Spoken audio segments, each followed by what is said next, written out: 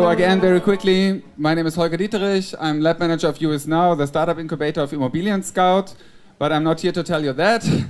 I just want to welcome you here with a special guest.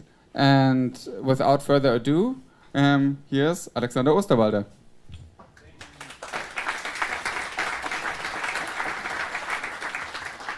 So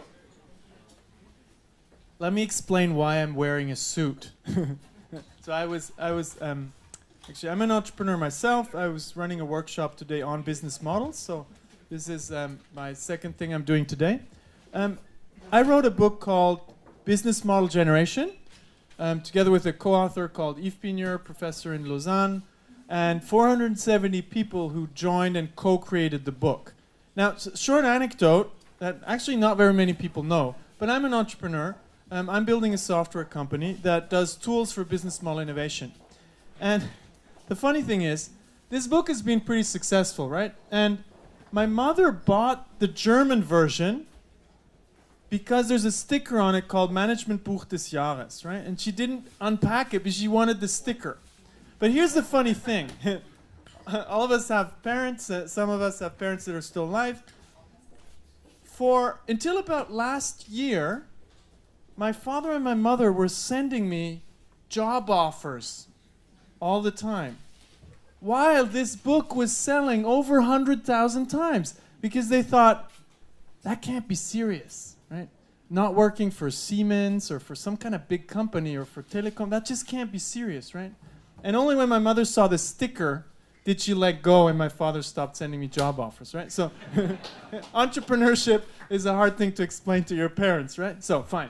Now let me start. Where did I put my magic clicker? I'm going to talk about business models in a more entrepreneurial setting. And I'm going to talk a little bit about this idea of the business plan also and why we should leave this behind us. And I think there's a real revolution going on in the whole startup entrepreneurial scene, how we're doing it and how we're teaching it. All of you are firm believers in the lean startup movement. You know Eric Ries. There's a lot going on, right? Now, first thing is I think until now, we've used pretty basic tools in entrepreneurship. And one of the tools we've used a lot is the business plan, right? So who of you has written a business plan once in their life? Okay. Who's spent more than a day on a business plan? Okay. You wasted your time. So we're going to do something very symbolic and very important tonight. We're going to burn our business plans, okay? So let's burn this business plan here. There it goes. Okay. So I need to do this animation at least once in every presentation, so that's behind us. But seriously, business plans don't make sense anymore, or not at least as a static document. And I'll give you one of the reasons. So a guy who I have learned a lot about from, Steve Blank, good friend. No business plan, you probably heard this quote, no business plan survives the first contact with customers. Because whatever we have in terms of intellectual wet fantasies when it comes to our business models, we put in a business plan, it's just made up, right? We don't know if it's going to work, and that's what the whole lean startup movement is about testing this. So business plans don't work, but what we still need to do is planning. We need to plan something, and the something that I want to give you today is this search for the business model. And that's not an easy thing to do, and a lot of startups that I've worked with, I mainly work with large companies, but I do work with some startups, and I'm on some boards. I want to get them beyond product thinking to understand the business model and how you build great business models, because products are not enough. Technology is not enough, okay? So we're going to look at a couple of things. I want to start with the buzz group first. I use this word business model. Who's never ever used the word business model? Never?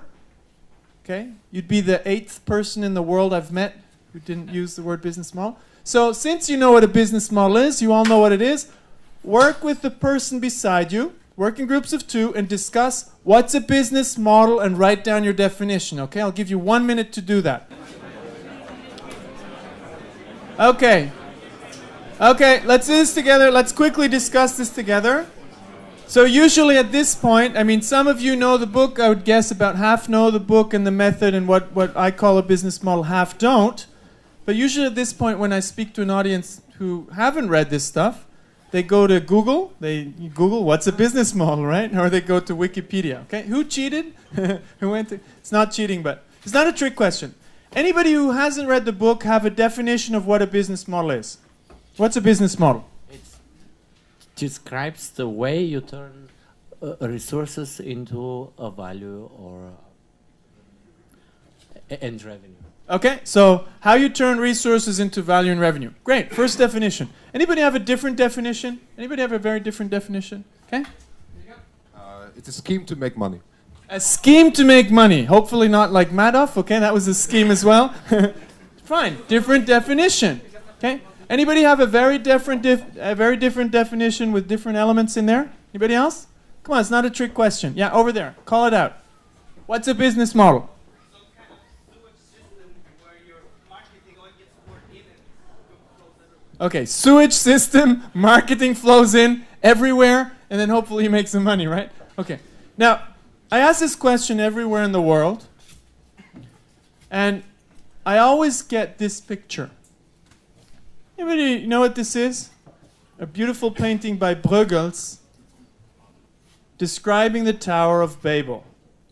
When it comes to business models, a word that we use all the time, when you scratch a bit deeper, nobody uses the same definition, the same language. So the story here was, people wanted to build something that goes to heaven. God got scared. He came down. He created languages. And people couldn't speak together anymore and build this. It's the same thing when it comes to business models. People are not speaking the same language, and it's pretty hard to build something, a business model, a company, when you're not talking about the same thing. So let's look at a meeting when people start talking about business models and they lack a clear language to talk about business models. A business model, a meeting, could be corporate, could be a startup, a company that has a great product, technology, and they want to create a business model. And they start talking about that. You know how this meeting is going to look? 5 smart people in the room. Their top agenda point is the business model. So you want to create a startup, what's the business model? This is how it's going to look. Somebody's going to start talking, blah, blah, blah. We're not speaking the same language, so what's going to happen? What?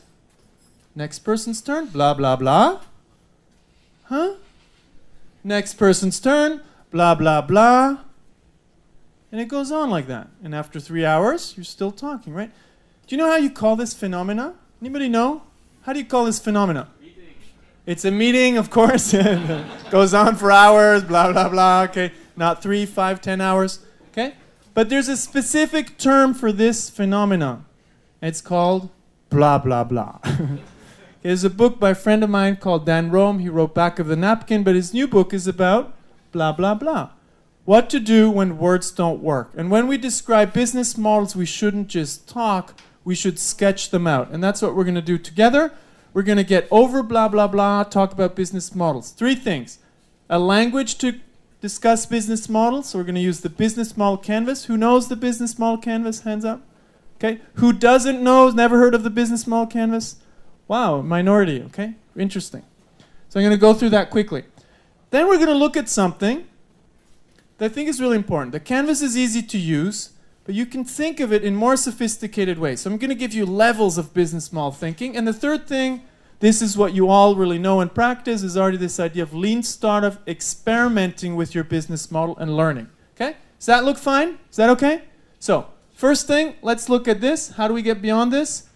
When I started working on the topic, I did a doctoral dissertation on the topic. The goal was to create a language to discuss business models, so ultimately you could invent better business models as an entrepreneur or as a corporate entrepreneur. Okay? So the idea here is a visual language, an image that we can paint, and the whole thing was described in Business Model Generation. I saw that 20 books went really quickly. There was some fights, some bleeding I saw here over here. And the center of it, the heart of it, is the business model canvas. Since you know it, I'll just show the video and then I'll get you started to work on an example. Okay, what's the business model canvas? A An organization's business model can be described with 9 basic building blocks: your customer segments, your value proposition for each segment, the channels to reach customers, customer relationships you establish, the revenue streams you generate, the key resources and key activities you require to create value, the key partners, and the cost structure of the business model. But it's not sufficient to just enumerate the 9 building blocks. What you really want to do is to map them out on a pre-structured canvas. This is what we call the business model canvas, a tool that helps you map, discuss, design, and invent new business models. Let's briefly go through the 9 building blocks, starting with the customer segments. These are all the people or organizations for which you're creating value. This includes simple users and paying customers. For each segment, you have a specific value proposition. These are the bundles of products and services that create value for your customers. The channels describe through which touchpoints you're interacting with customers and delivering value.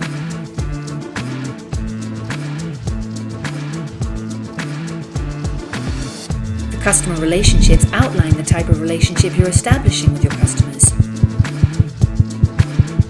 The revenue streams make clear how and through which pricing mechanisms your business model is capturing value.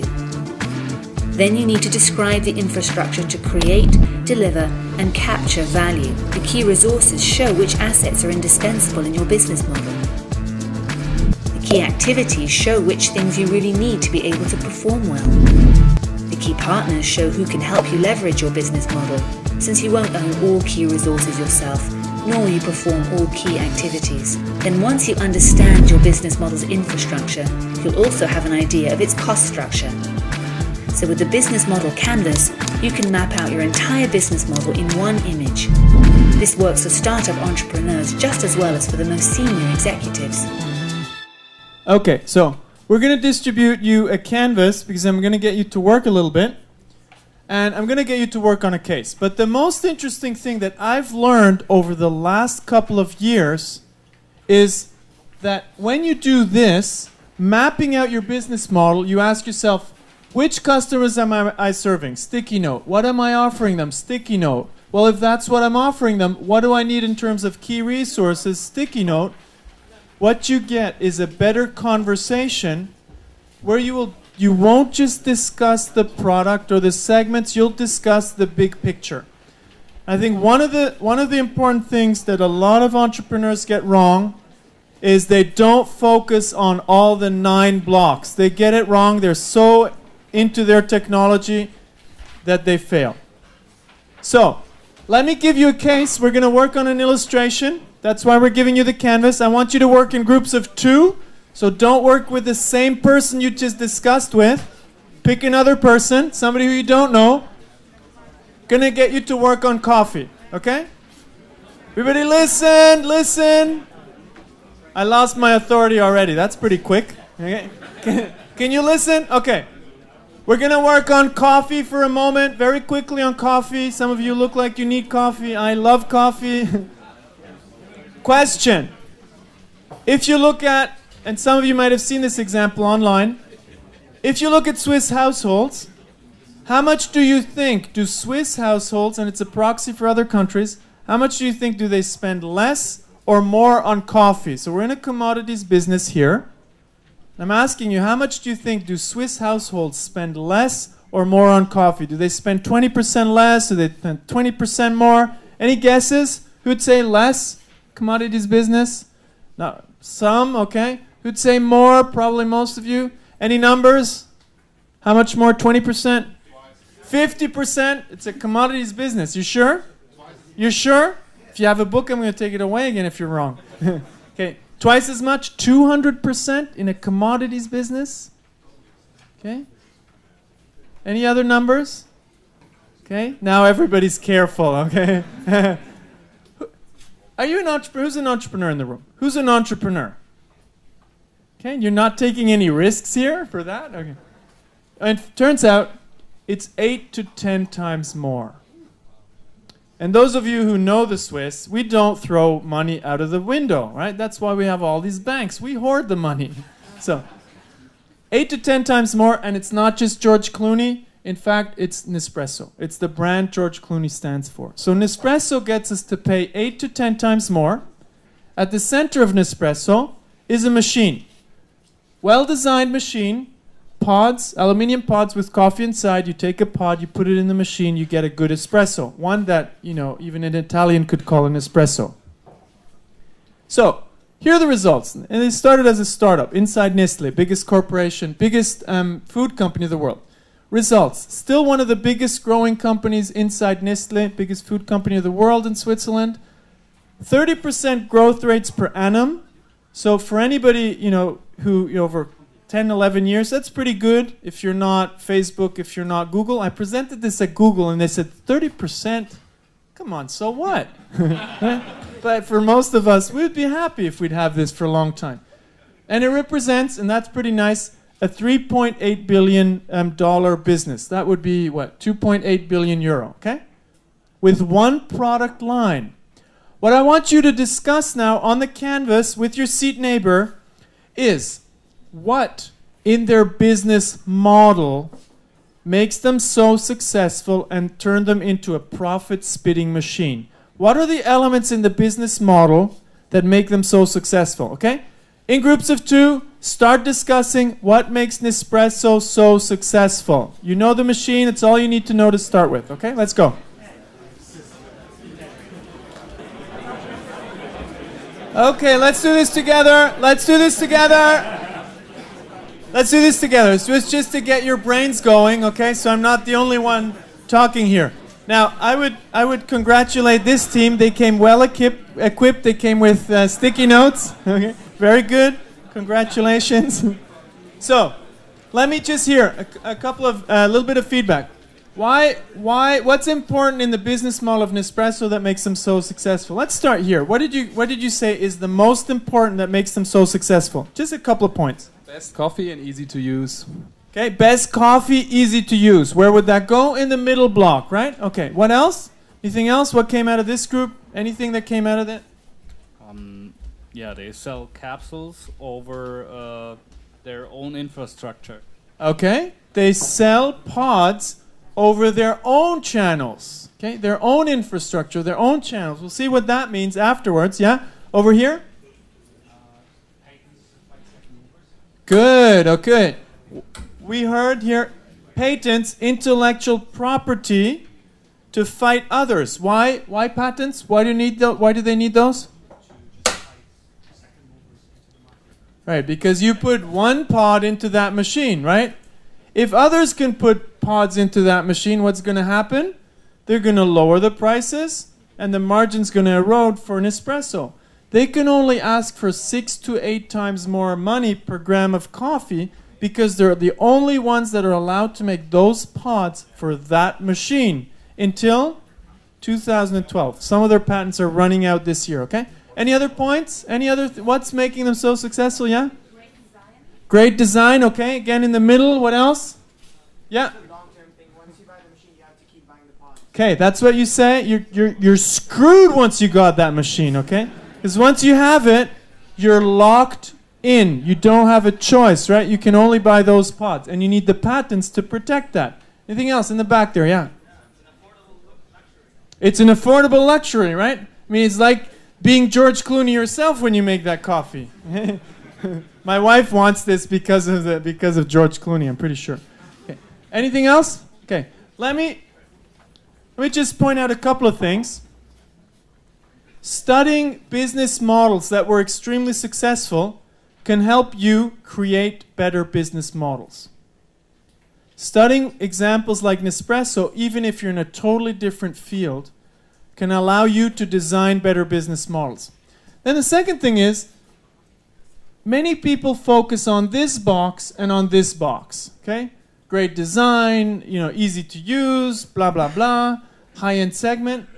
But what you really want to figure out is what's the story throughout the entire canvas. And I'll give you that story in a visual way. First thing, machines. They sell Nespresso machines through retail, any kind of retailer you can find, mainly to households. 85% of their business, 5 to 10% business to business. That means a one-time transactional sales, And most of that money goes to the machine manufacturers. Now, what does it mean when you have a one-time transactional sales in your business model? It means that it's going to cost you a hell lot of money to sell again and again and again and again.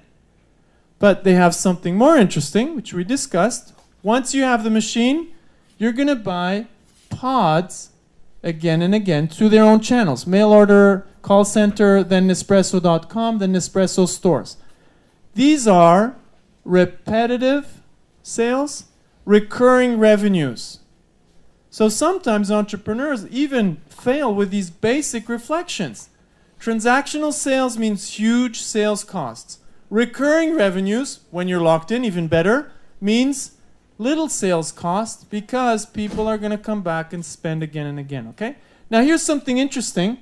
So they need to build the channels, which means, like a mirror effect here, they need to build the key resources, okay? Now, why do they sell the machines through retail and the pods through their own channels? Why don't they sell the pods through retail? They would have a larger reach. Why don't they do that? This is where they make the money, but most importantly, if there's no middleman, all the money goes into their pockets. And why can they do that? Because once you bought the machine, you're locked in. So why do they use retail for the machine and not just their own channels? Why do they do that? For reaching customers, because the whole effort is of pushing the machine, locking you in, and then getting you to buy pods, okay? Now, I call this part here, the right-hand side, the front stage of a business model. Who of you has been in the theater during the last 6 months? In the theater or opera? Okay, theater or opera. I always do this to test the cultural level of every city. So, I was in Detroit, not good response. So, this side here is like the front stage.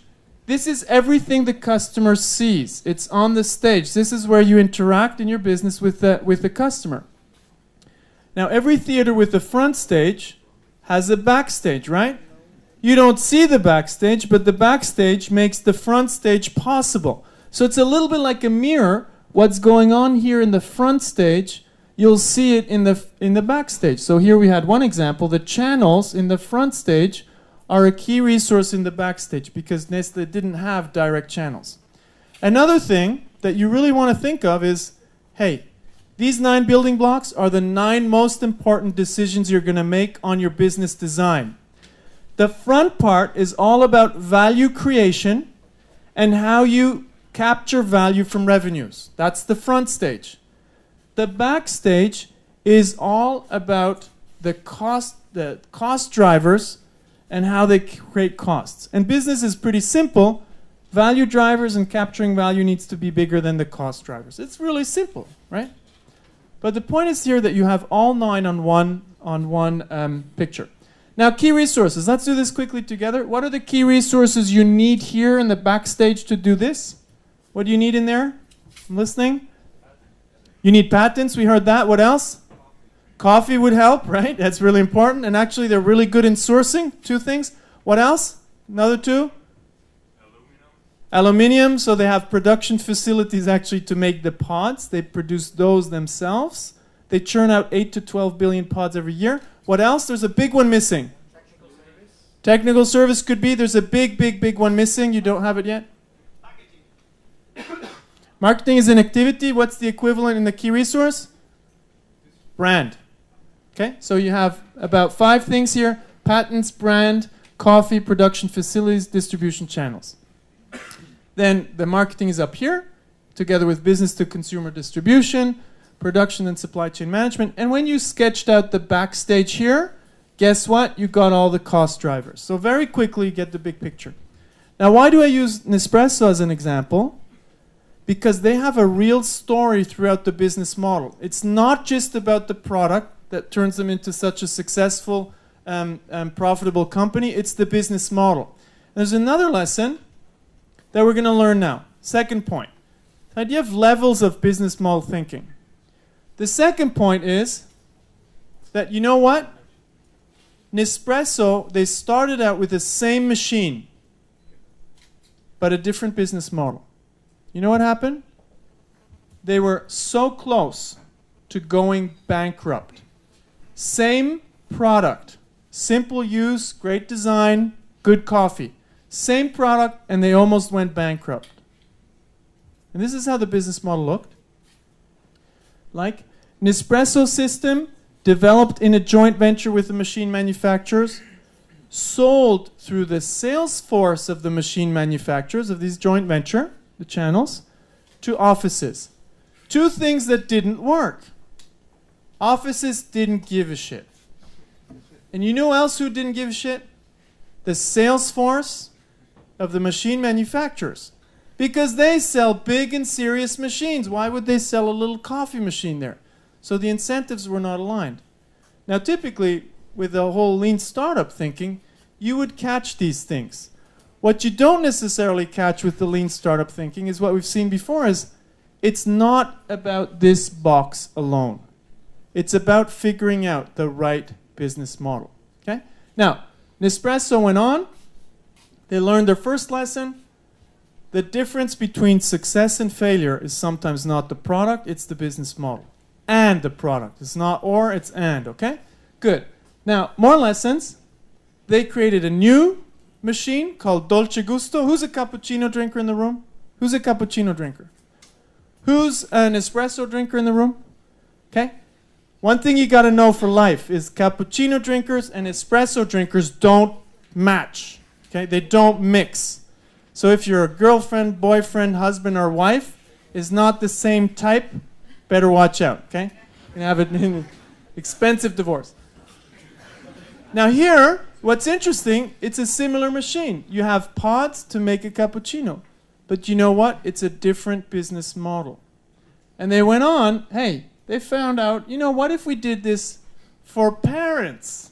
Anybody having a baby at the moment? Anybody having a baby? You need babiness, okay?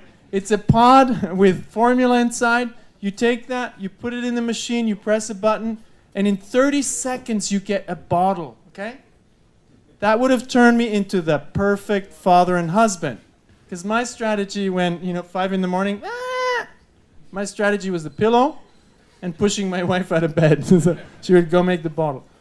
Now, interesting here is, they have a different business model for this as well. They're working more with pharmacies.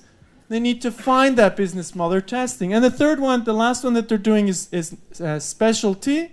They're doing this in the tea market, and they're testing it in Switzerland. Anyways, what is interesting here, this is when you're successful entrepreneurs, you're going to build a portfolio of business models. Okay? Now, I want to give you one important thing to take away from today.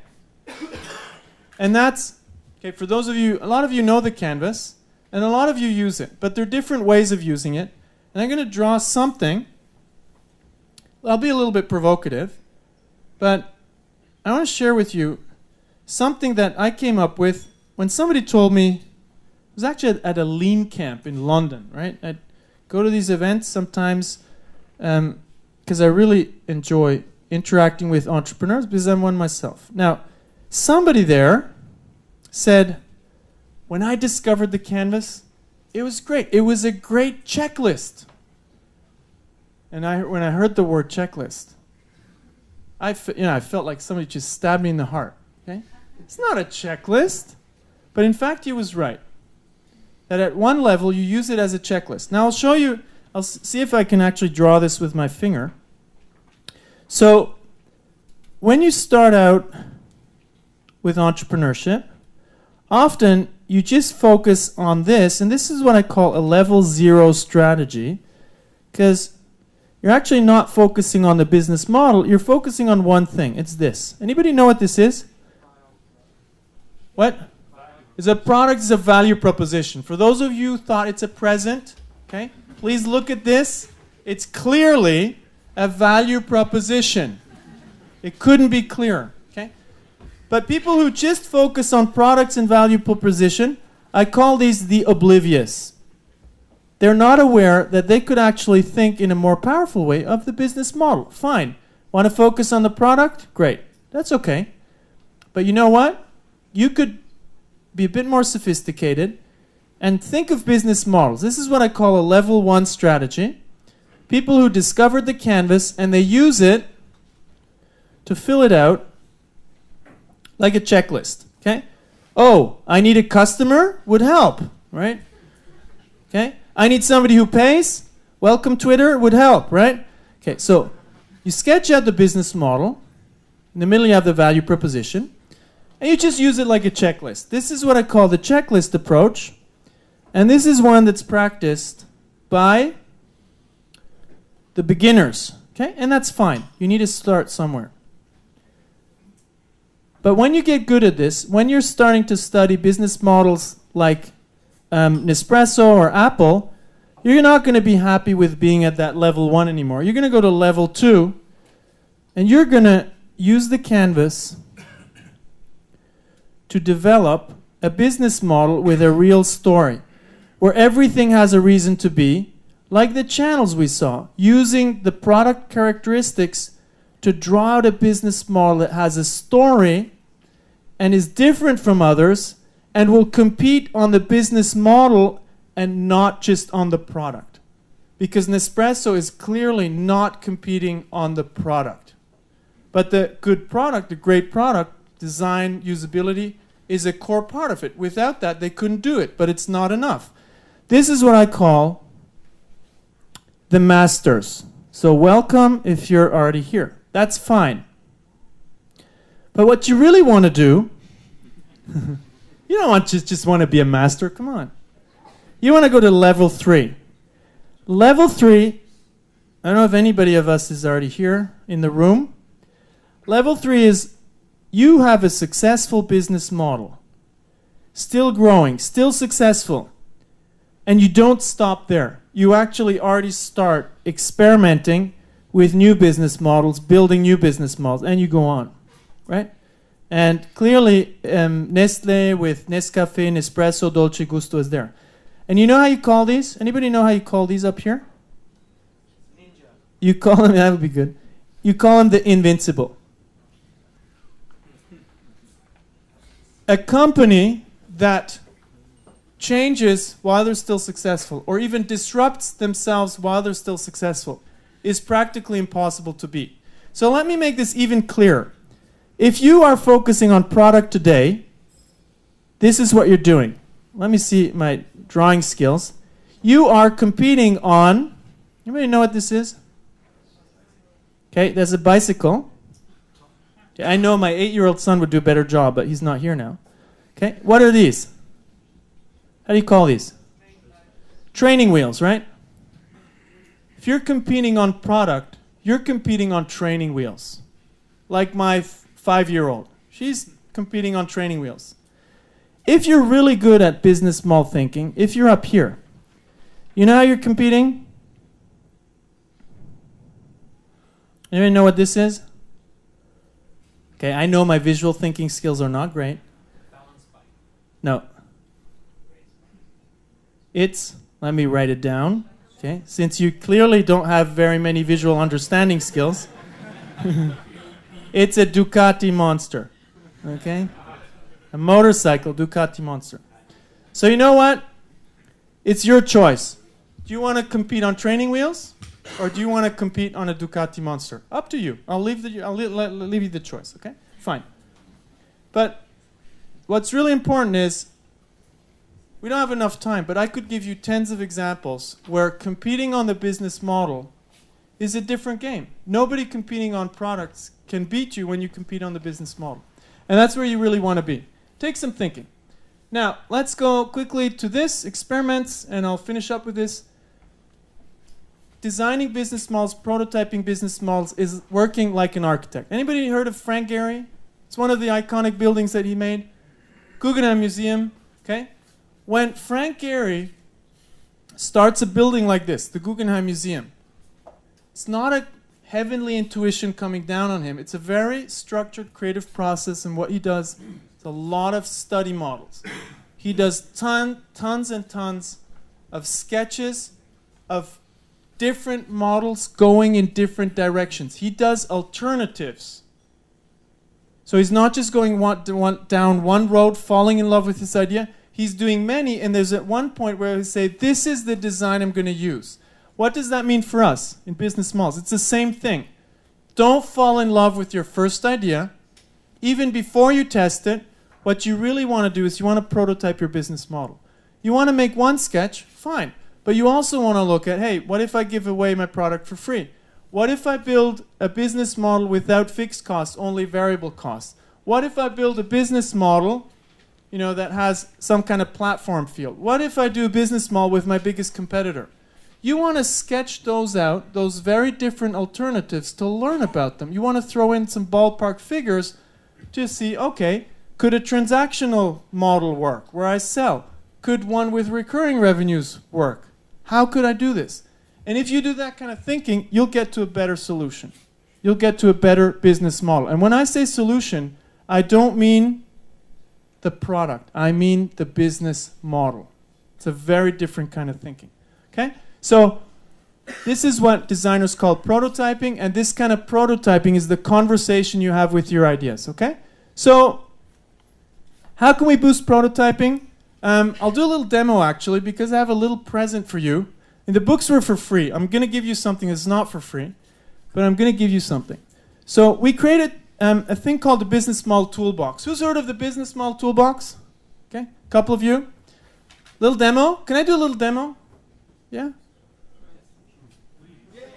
I'm going to sell you something. No, this is, I'm actually not going to, this is something I just want to show you. We thought, hey, sketching out business model with a canvas is fine, but what if you could prototype that on the iPad? So we created the Business Model Toolbox, and here's what you can do. And I'll show you why this is interesting.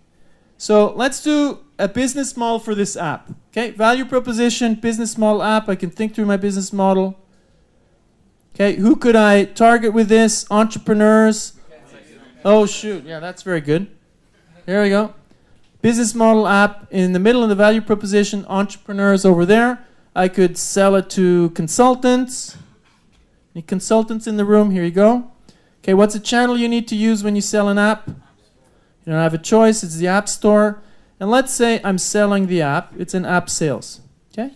So I can do the same thing as on paper.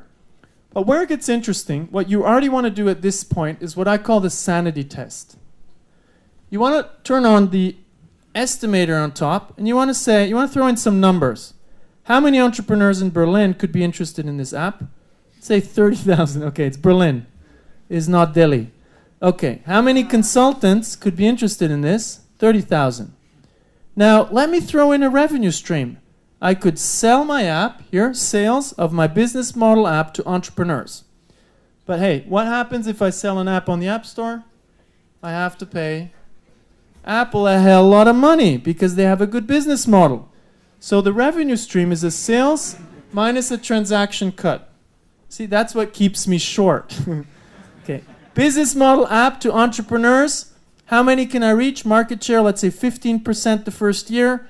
How many times do you buy an app? Only once. What's the price? 29. Commission to Apple is 30%. So, hey, I'm going to earn 130,000. I'm going to have to pay Apple 40,000. I can't even cover the development cost of this thing. So that business model didn't pass the sanity test. Let me try something else. Let's say, oh, you know what? I'm going to create a web app. I'm going to throw in a different color here, do some color coding. Whoops, web app, that should be. A web app, the channel would then be the web, so Apple is not going to annoy me anymore. And I'm going to sell this to consultants because consultants have a different job to be done. Consultants do this again and again for their clients. So if I sell them something, I'd be stupid, right? What do you do if somebody needs, you do licensing, or you could do a subscription, right? We could play with licensing. Let's say I'm doing a subscription with the consultants, and I'll use the subscription model to my web app for consultants. I'll say 15% market share. They can pay $12 per month. It's incredibly cheap. And I can already see, hey, this passes the sanity test a bit more, right? It's a slightly different model. So what you really want to do in your work, and whatever you use, can try it with Excel. Good luck. You want to throw in some ballpark figures while you're sketching out your business model. Because the number of times we get excited about ideas that don't hold up to sanity test is pretty amazing, okay? Now, testing and pivoting business models. Some of you have done that. Who's pivoted their business model using the business model canvas? Who's done that? Okay, a couple of you. So you want to learn from those people after this meeting. The person I learned this from was Steve Blank. Became a very good friend. My kids love his swimming pool. It's pretty amazing. And the cinema he has in the basement. So if you want to learn from somebody, you better learn from him. Now, what I learned from him is that you can get very excited about an idea, about a business model canvas, but at the end of the day, these are all just guesses, right? They're all guesses. But it's important not just to focus on the guesses here and here. You want to focus on all your guesses, on all your hypotheses, on the channels, on the key resources, on the partnerships. You want to understand all, right? And you want to go beyond this idea of finding proof. You want to test business models. Who of you has read his old book, The 4 Steps to the Epiphany? Let's just check. Okay, he has a new one out called The Startup Owner's Manual. It's all about testing business models. Most of you probably know Eric Ries's book, which is the perfect addition to the two you just saw, Business Model Generation and the 4 Steps in the Startup Owner's Manual, right? This is all about business model testing. Now what Steve says is the whole lean startup mantra, get out of the building and start testing. Steve was teaching at Columbia University in New York last week, and I joined him for the first day. And what they did was pretty amazing. He and his co-author Bob Dorff ran this course for a week. Student teams came in, they presented their canvas, and at 3 o'clock, we kicked them out of the building. They went into the jungle of New York, and they started collecting ideas about the business model. The next day they came back, they presented a new canvas. We kicked them out again at 3 o'clock. I wasn't part of that anymore. Thursday I came back. They were presenting canvases continuously. This means they didn't just test the product, the value proposition, the segments. They tested all the pieces. And at the end, after 5 days, they had a much better idea where all the components, they could say, here is fact and proof that is going to work because they pivoted to these business models. Now here you have 2 pieces. I talked a little bit about business model design, figuring out better business models. There's a lot to be done there. You really want to understand business models beyond the checklist approach. You want to understand the principles of great business model design, and then you can do what you already know how to do, getting out of the building and testing your business models. Thank you very much. I think we have some time for questions.